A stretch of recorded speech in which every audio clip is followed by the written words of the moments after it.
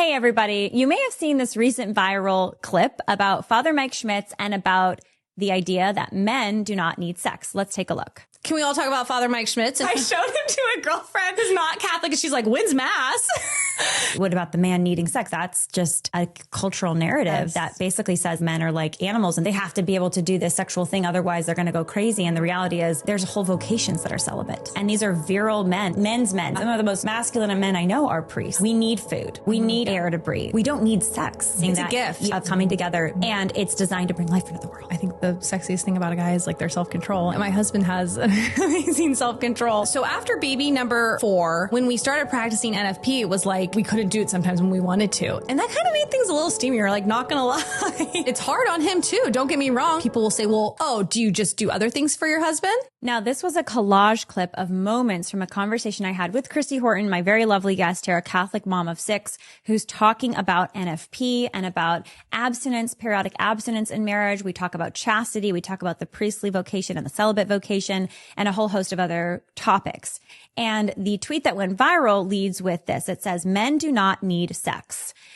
Our culture is so hypersexualized that the idea of a celibate priest leaves people in disbelief as if it's impossible. That's heartbreaking. Have we really forgotten that self-control and virtue are within reach? Look at Jesus Christ. The most perfect man to ever walk the earth was celibate and sinless before he was crucified for our sins. Shouldn't he be the supreme model for manhood? Self-mastery, discipline, total self-gift, all out of love. Priests choose celibacy so their hearts can belong entirely to God, as St. Paul writes in 1 Corinthians 7:32-35. I want you to be free from anxieties. The unmarried man is anxious about the things of the Lord, how to please the Lord. But the married man is anxious about worldly things, how to please his wife, and his interests are divided. I say this for your own benefit, to secure your undivided devotion to the Lord. Abstinence isn't just for priests. Intermittent abstinence can also be a beautiful practice within marriage if a couple has a serious reason to delay bringing a baby into the world. When practicing natural family planning, NFP, spouses can grow in self-mastery, deepen their love, and remain faithful to God's design for marriage. Christ is the model, love is the reason, holiness is the goal. So this post has generated a lot of attention, a lot of views. There have been thousands of comments. Many have been positive, who say, yes, these are very important messages to share about chastity, about periodic abstinence in marriage, NFP, about contraception is not the answer, etc. But there have been a lot of negative comments too, and I wanted to address some of those.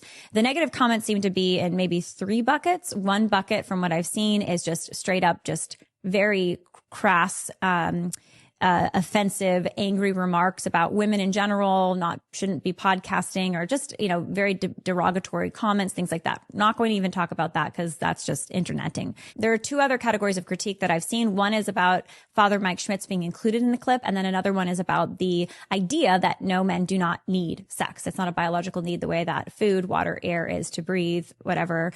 It is not a need. And so I want to address both of these. First of all, on the topic of Father Mike Schmitz, there's been some comments saying this is sexualizing priests and that this is sacrilegious or this is evil or wrong and this is inappropriate, etc. And I think it's really important to note that, of course, Chrissy, my lovely guest, her intention was in no way to be disrespectful or objectifying of priests or anyone. And of course, that was not my intention either. And the conversation about Father Mike Schmitz was in the context of the larger conversation about celibacy and abstinence periodically within marriage because of natural family planning and using NFP. And so for the full context, and anybody interested could go look at the full conversation that we had, I am talking about celibate priests and how they are truly masculine and manly men. It's not that they're less of men because they choose celibacy.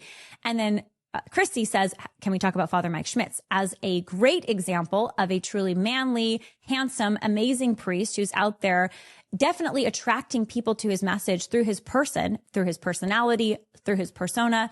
I don't think any of that is something that is embarrassing to say or wrong to say. Now, if it came across in any way as improper or over the top, that is not the intention at all. Christy was referencing a friend of hers who was, I think, joking about how handsome Father Mike is. And I understand that that is a little bit in the gray area of, is that appropriate to do? But I think it was demonstrating a larger point that we were making, which is that being celibate does not make you less of a man or less of a woman, and that you don't need to act out on sexual desires or have a sexual relationship to be fully alive. and to be fully living out your masculinity or femininity. And the other point was that men don't need sex. And there's whole accounts saying you want to deprive men in marriage of sex. You're a feminist, like very, quite frankly, responding to something that is not what I said, inventing a position that I might have and then responding to that. That's called a straw man argument.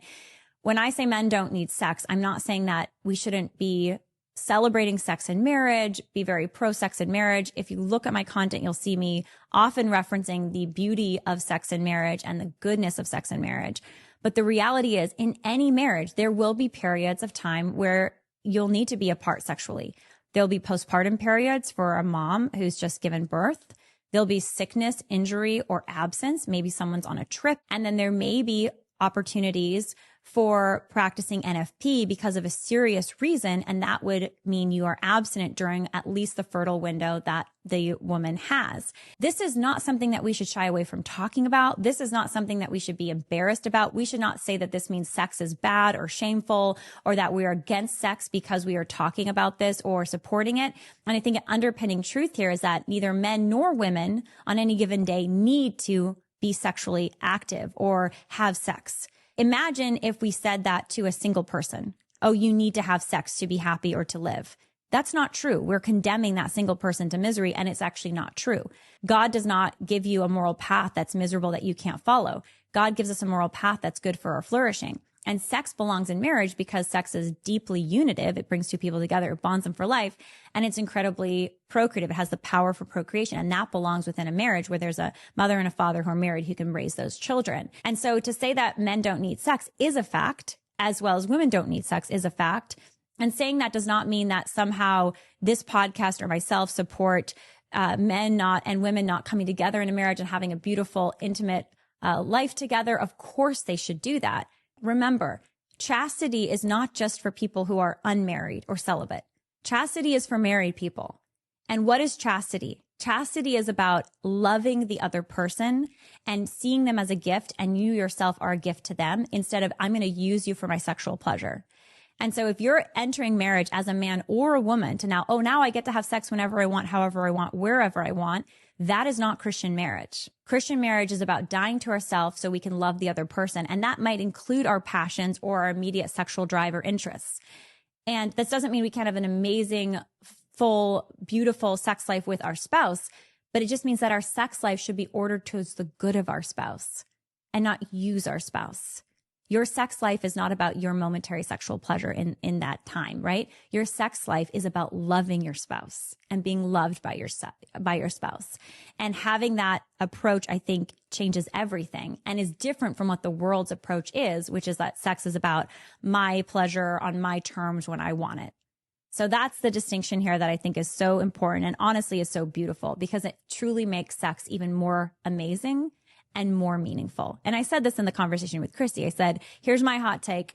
Couples that practice NFP, where they're deeply respectful and understanding of what sex actually is, unitive and procreative, those couples, I believe, have the best sex life. This is anecdotal, but they have the most intimacy, the most rewarding experiences of pleasure and joy together because it is ordered towards ultimately love of each other and love of God. There it is, guys. I don't know that there's much more I can say at this time about that beyond everything I've been saying for years on these topics. All right. Thanks, guys. That's all for now. Catch me outside. Okay.